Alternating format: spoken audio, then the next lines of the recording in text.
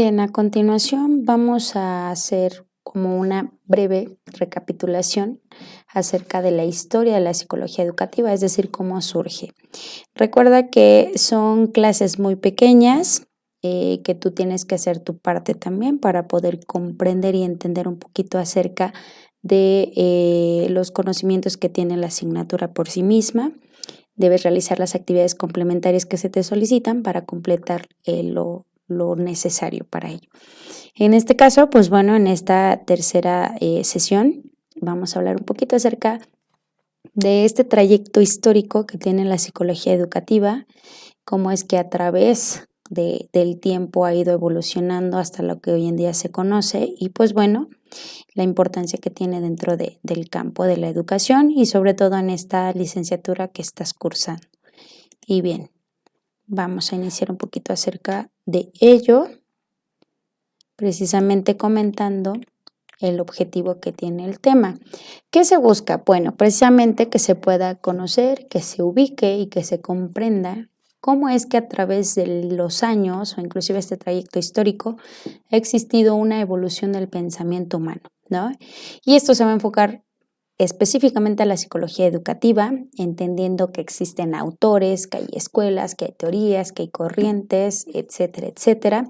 Pero vamos a tener como una participación o una visión general, ¿no?, de la educación desde el siglo III antes de Cristo hasta nuestros días. O sea, va a ser como un recuento muy, muy general, sin profundizar mucho, porque si hablamos de historia, es abarcar varios momentos importantes, pero en este caso vamos a tomar en cuenta los que sí han tenido gran impacto y que se han mantenido vigentes para poder entender cómo funciona la situación de la psicología educativa. En este caso, pues bueno, tendríamos que iniciar con algunas preguntitas para entender desde tu criterio personal y de acuerdo a lo que tú conoces, identificar por qué nos preocupa saber qué es el aprendizaje. ¿Es algo actual? ¿Es algo que tiene años de presentarse?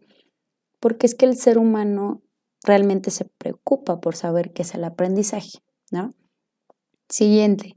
¿Quiénes crees que fueron los primeros docentes en la historia? ¿Quiénes fueron los primeros maestros? ¿Quiénes fueron aquellos que dieron como esta pauta, ¿no?, en el proceso de aprendizaje? Siguiente pregunta. ¿Dónde aprendimos la mayoría de nuestros conocimientos? Es decir, desde nuestra propia experiencia, ¿cuál sería ese lugar? ¿Y quiénes serían esas personas quienes nos han dado, ¿no?, enseñanzas y por ende nosotros hemos aprendido y tenemos conocimientos hasta hoy en día? ¿Y cuándo empezó el proceso de enseñanza-aprendizaje o cuándo empieza? Si nos vamos desde la primera preguntita, analizando, inclusive teniendo un nivel de comprensión de por qué nos preocupa saber qué es el aprendizaje, debemos tomar en cuenta que es una de las preguntas que quizás no tenga una respuesta específica. No hay una temporalidad, inclusive, pues bueno, puede ser desde los primeros hombres, inclusive hablando de una época en donde inclusive, pues, no sé, todavía no se tenía la noción de interacción o saber qué era el aprendizaje, simplemente era como de observar, ¿no? ¿Por qué tal persona, desde el hombre primitivo inclusive, lograba cumplir con algo o retenía esa información, ese conocimiento y por ende pues era aprendizaje, pero ¿por qué?, ¿no? Tal vez nos preocupa saber qué es el aprendizaje por el hecho de que encontramos totalmente diferencias entre una persona a otra, entre grupos, entre las mismas culturas o las mismas sociedades es muy, muy distinto. Entonces, es una preocupación que tenemos constantemente e inclusive si se ha estado a cargo de algún grupo, pues identificar, ¿no? ¿Por qué mis estudiantes no están aprendiendo, ¿no? ¿Qué está pasando? ¿Cuál es su estilo o su proceso de aprendizaje? ¿Seré yo acaso? ¿Algo está fallando? Entonces, siempre ha sido como una pregunta constante. ¿Quiénes serían los primeros docentes en la historia? Tampoco sería una pregunta fácil de resolver, porque recordemos que siempre va a haber alguien que va a enseñar a otro y que va a generar conocimientos y por ende aprendizaje.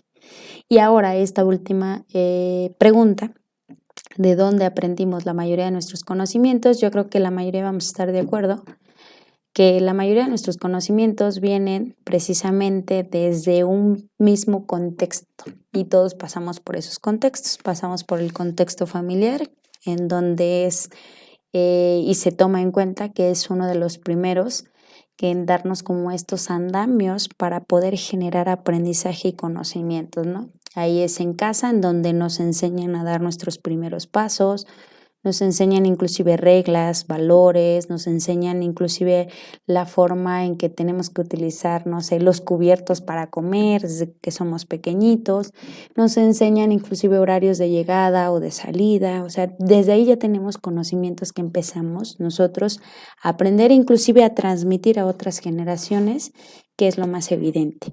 ¿Y cuándo empezó el proceso de enseñanza-aprendizaje? Esto lo vamos a identificar conforme vayamos avanzando en algunas teorías que vamos a ver de manera muy rapidita, desde los primeros antecedentes del mismo aprendizaje, ¿no? Y que forman parte de la psicología educativa.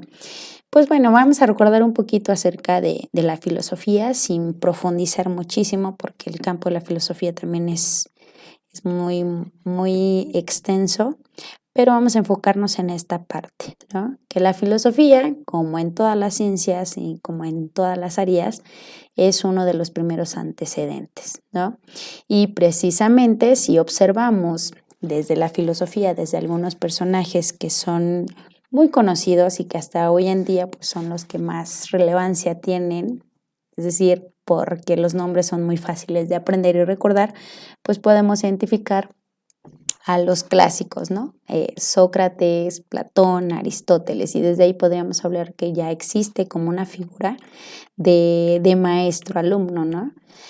En este caso, pues bueno, podemos observar a Sócrates como maestro de Platón y Platón a su vez maestro de Aristóteles. Entonces de ahí ya podemos ver como este primer acercamiento hacia esta cuestión de aprendizaje, ¿no? Y sobre todo ya hacia el campo educativo.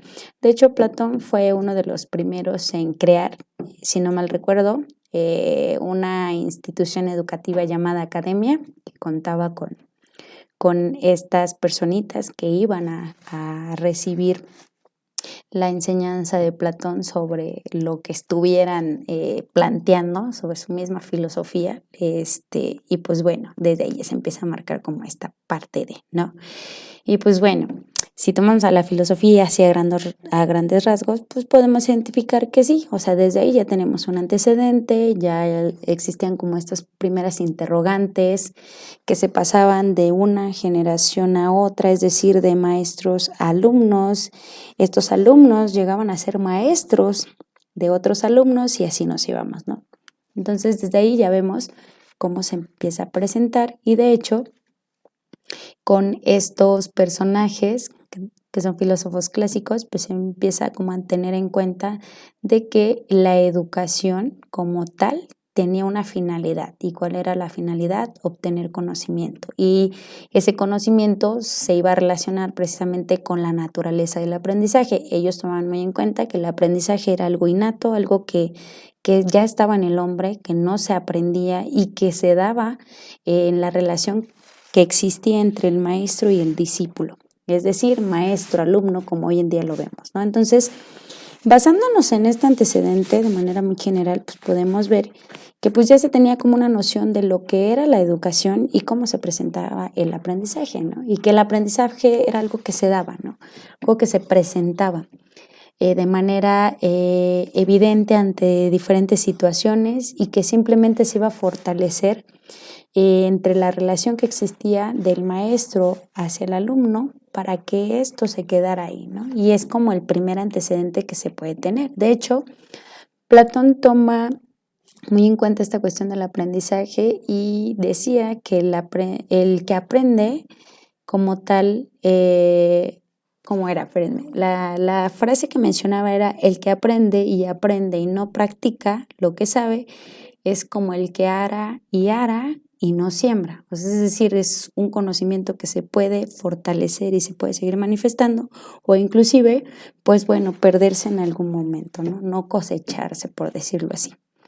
Ok, bien, más adelante podemos hablar un poquito acerca de René Descartes, que también tenía una visión o una noción acerca de cómo funcionaba el aprendizaje y mencionaba que el aprendizaje se obtenía a través de la razón.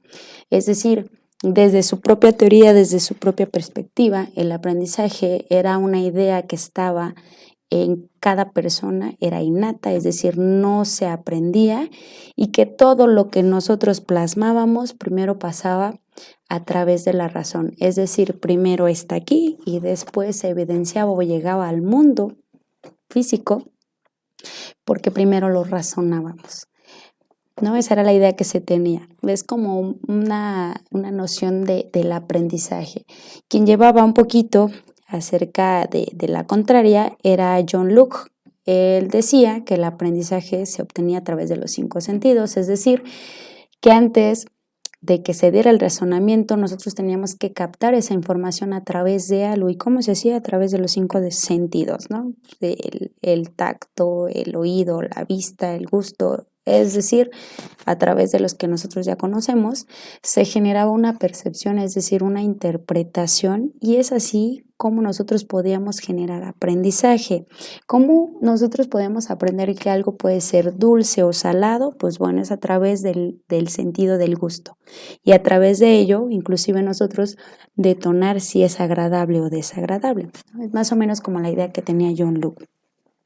De hecho, más adelante también tenemos otro personaje que también pertenece a este siglo, estamos hablando como del siglo XVI más o menos, que también tenía su propia fundamentación de cómo funcionaba el aprendizaje y es conocido o lleva por nombre Juan Vives, que él mencionaba que el proceso de aprendizaje pasa principalmente a través de la percepción y posteriormente a la memorización. ¿Qué quiere decir esto? Ok, primero percibo, es decir, recibo información, ¿sí?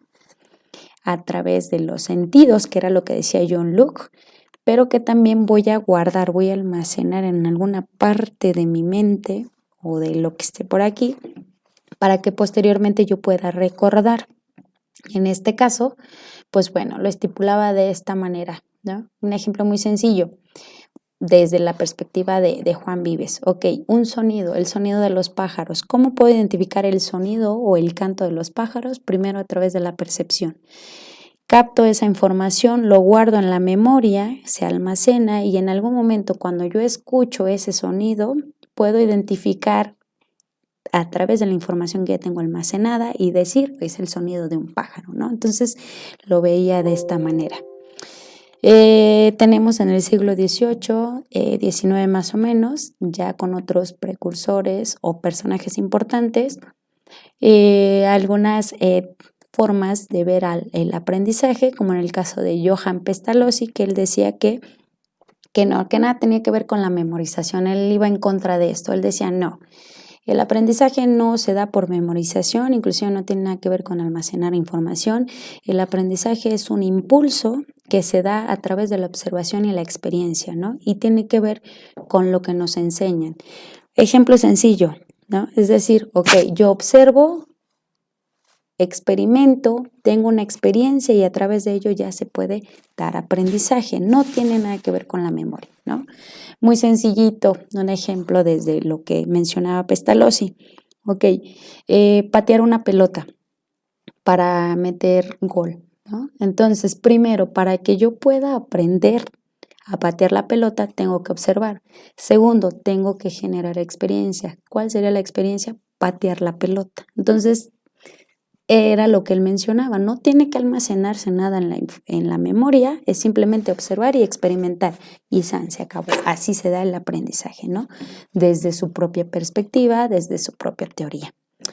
Johann Herbart, él mencionaba precisamente que el aprendizaje se daba de una forma muy distinta, que ésta se iba a presentar siempre y cuando existiera interés, es decir, tener como esta inquietud por tener un conocimiento nuevo y que se iba a presentar de forma personal, pero desde aquí ya enfocaba un poquito la participación importante del maestro, ¿no? En este caso, él decía, el aprendizaje se va a dar por interés, es decir, por el alumno, pero este tiene que ser impulsado por el maestro. Es decir,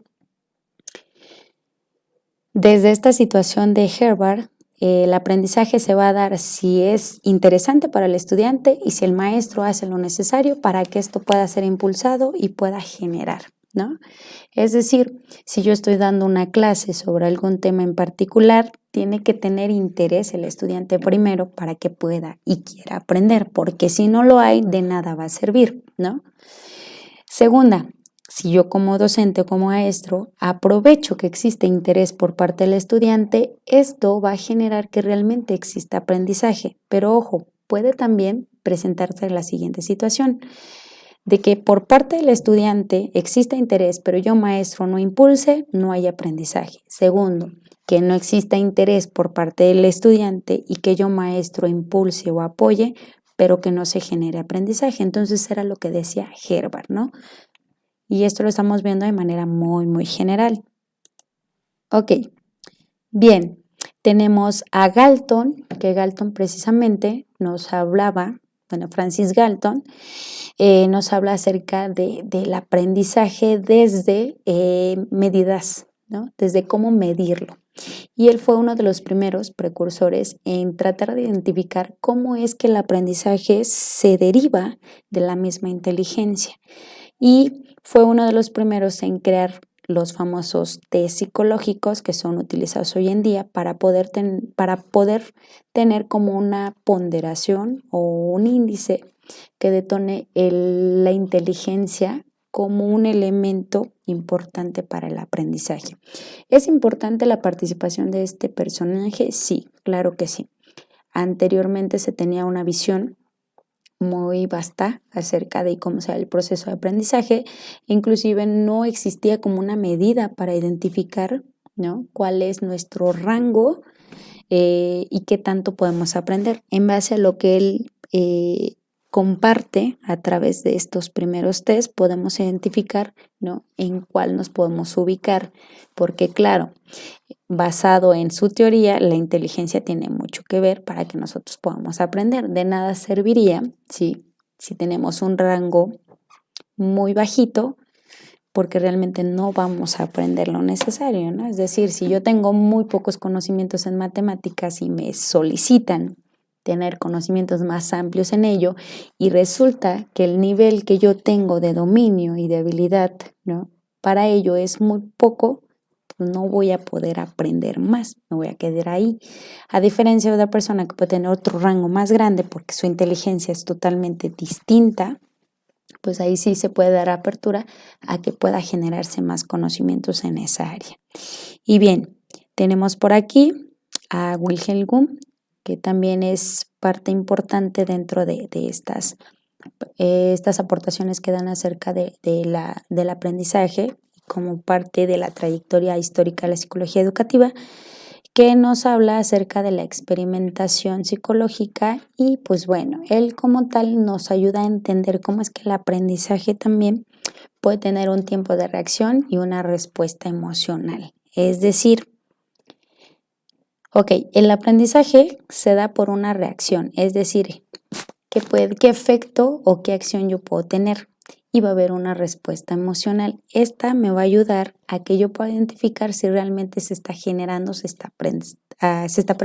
presentando, conocimiento, ¿no? Era lo que él mencionaba y fue uno de los primeros en tratar de utilizar la experimentación psicológica, es decir, esto de los procesos mentales y tiene que ver la atención, la memoria, ya un poquito más complementario para poder fundamentar el proceso de aprendizaje. Y tenemos por aquí a Alfred Binet, que vamos a concluir con él precisamente. Nos menciona que la inteligencia sí se puede medir, sí se puede adaptar a cierto rango, pero también podemos tener un nivel idóneo en donde podemos hacer un poquito más objetivo el cómo nosotros estamos aprendiendo. Binet fue uno de los primeros en desarrollar un test de inteligencia individual, es decir, no tanto de generalizar, sino de también identificar si en algunas personitas podía existir alguna situación que generara dificultades en el aprendizaje, ¿no? Los tan llamados retrasos mentales que hoy en día ya no se utilizan. Él fundamentaba precisamente que el aprendizaje se puede establecer desde niveles objetivos, es decir, en cómo lo hace, qué hace y qué tanto está dejando en el estudiante o en el alumno, ¿no? A diferencia de cómo se veía anteriormente, ¿no? Pues bueno, no lo está plasmando, no lo está expresando, por lo tanto, pues no está aprendiendo, por lo tanto, su nivel de inteligencia es muy bajo. Entonces, ya se veía como una diferencia entre estas aportaciones que daban sobre el aprendizaje. Recordemos que en esta sesión lo estamos viendo de manera muy general, no estamos profundizando, simplemente te estoy como dando ciertas aportaciones que dan, la forma o perspectiva que tenía cada uno de estos personajes acerca del aprendizaje, ¿no? Y cómo es que dentro de la psicología educativa se está tomando en cuenta para su trayecto histórico. Y pues bueno, esto